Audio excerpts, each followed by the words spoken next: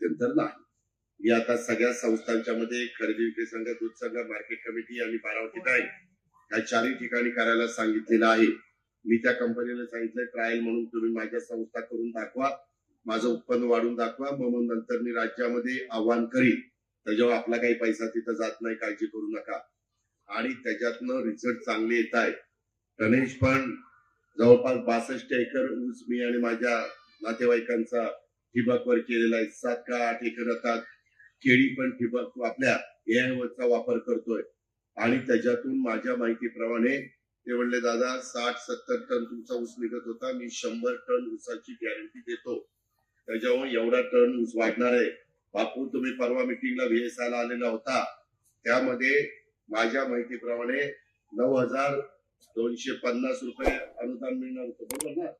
9,250 शेतकऱ्यांनी द्यायचं होतं, परंतु आता शेतकऱ्यांचं ते आम्ही काढून टाकलंय.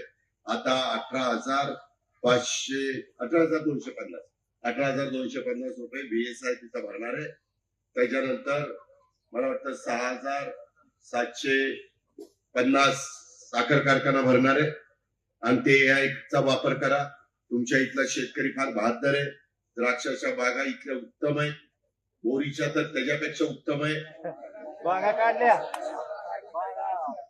अरपती तुम्ही आर्थिक नवीन व्हरायटी लावा रे तुम्ही. जुना तर जुनं सोडून द्या, बेंगलोर त्याच्यामध्ये डाळिंबाला पण तेल येतोय, परंतु आता यंदा डाळिंबात चांगले पैसे लोकांना झाले. त्यामध्ये या AI चा वापर करा. त्याच्यामध्ये त्यांनी काल तर मला दाखवलं, त्यांनी मका कोपलेली. ती मका आपण मका 20 क्विंटल एकरी काढतो, ते 70 क्विंटल एकरी मका निघेल अशी परिस्थिती. 70.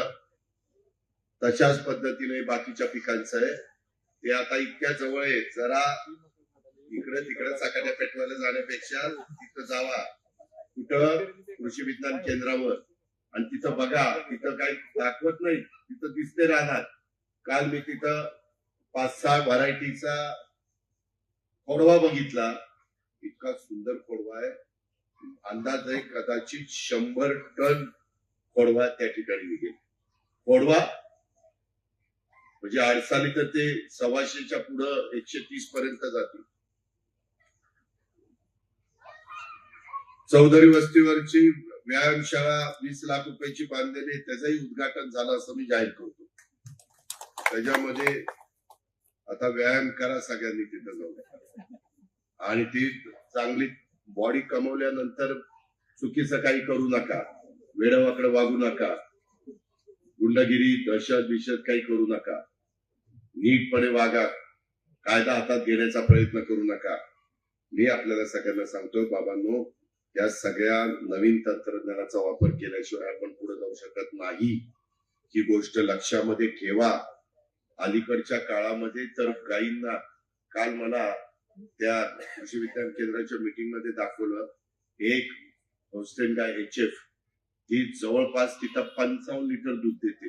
55 काय दाखवली, 55 लिटर दूध देते.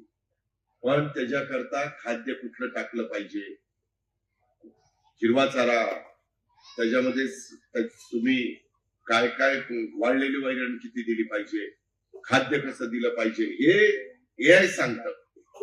AI मशीन तुम्हाला सांगतं मोबाईलवर, तुम्ही आज तुमच्या शेताला पाणी द्यायचंय का नाही, किती तास मोटर चालली पाहिजे, 15 मिनिटं चालली पाहिजे का 20 मिनिटं चालली पाहिजे, असं सगळं आहे.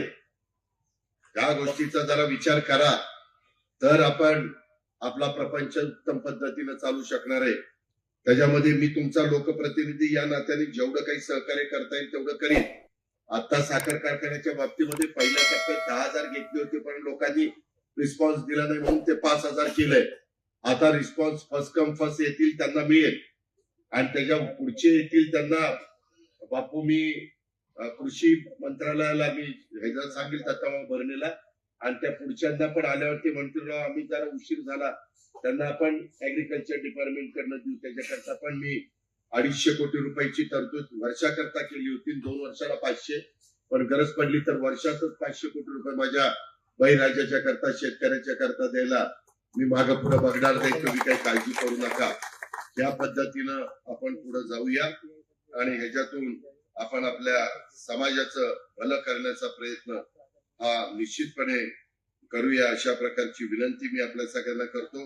हे काम एकंदरीत करण्याच्या दृष्टिकोनातनं जे काही ज्यांनी कोणी अथक परिश्रम घेतलेले, त्या सरपंच स्वातीताई ढवाण, उपसरपंच अजित थोरात, ग्रामपंचायतीचे सर्व सन्माननीय सदस्य, जे इथला अधिकारी बाळासाहेब भोईटे, ते तर फार आमच्या संसर्ग आहेत. भोईटे जरा नीट वाग, नीट काम कर, नाही तर मी मागाशी सांगितलं तुला फार जुन्नरला त्या तिकडं गडचिरोली नको, जुन्नरला त्या